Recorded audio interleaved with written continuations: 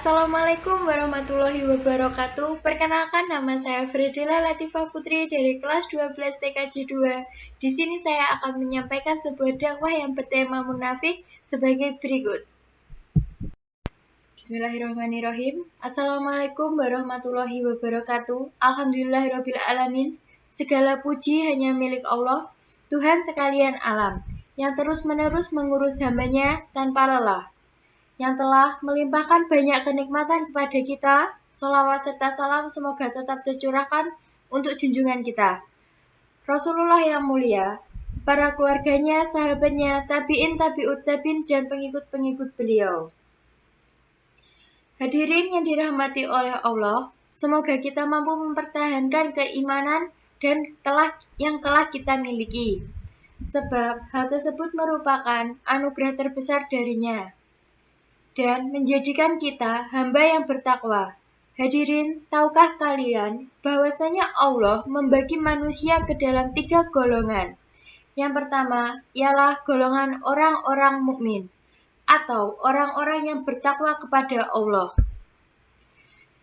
Yang kedua, golongan kafirin atau orang-orang yang mengingkar terhadap kebenaran, dan terakhir dalam kaum munafik, yaitu orang-orang yang munafik. Dengan adanya pembagian ini, kita tentu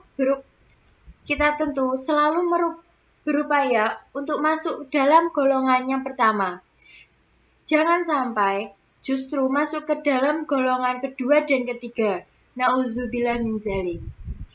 Oleh karena itu, ketika dalam satu waktu kita menentukan atau merasa ada yang tidak sesuai antara perbuatan dengan ucapan kita, meski segera musabah alias menilai diri kita, mempertanyakan kembali apa sebenarnya yang terjadi pada diri kita. Jangan-jangan terdapat bibit-bibit kemunafikan. Astagfirullah. Adapun ciri-ciri dari orang munafik itu ada 3.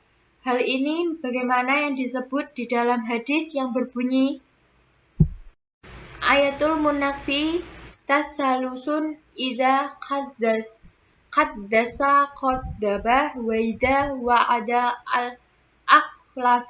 akhlafa wa idza tuminakhon. Yang mempunyai arti tanda-tanda orang munafik itu ada 3. Jika berbicara, ia berbohong, jika berjanji, ia ingkar, dan jika percaya, ia berkhianat. Adanya hadis tersebut membuat kita bisa mengintrospeksi diri kita. Apabila kita berbicara, kita selalu mengatakan hal yang tidak sebenarnya, alias berbuat dusta. Kemudian, apakah saat berjanji kepada seseorang kita terus mengingkari janji tersebut? Dan perlu diketahui pula bahwa saat kita mengingkari janji pada diri sendiri itu juga patut dipertanyakan. Dan yang terakhir, apabila kita diberikan sebuah amanah atau tanggung jawab, kita justru mengkhianati amanah dan tanggung jawab tersebut, yakni berperilaku acuh tak acuh seolah-olah tidak ada tanggung jawab di pundak kita.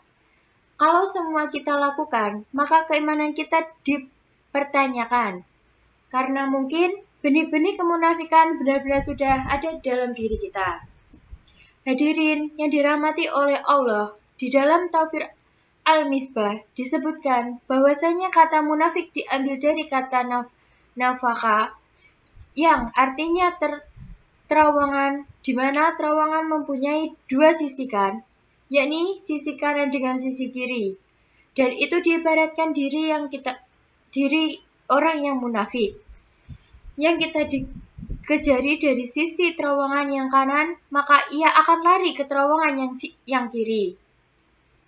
Sifat munafik ini termasuk ke dalam salah satu perbuatan yang sangat berbahaya sekali. Karena yang dirugikan bukan hanya si pelaku saja, tapi juga orang lain. Adapun balasan dari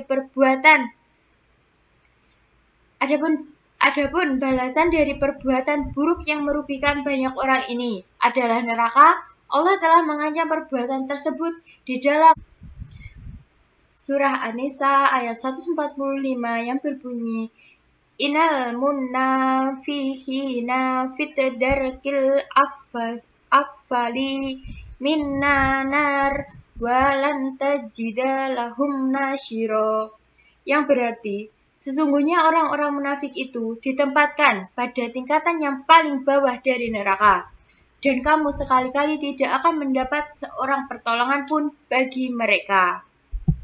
Oleh karena itu, hadirin, mari kita sama-sama kita berusaha untuk selalu berkata yang benar, selalu menepati janji, dan dapat menanggungjawabkan amanah yang kita dapatkan.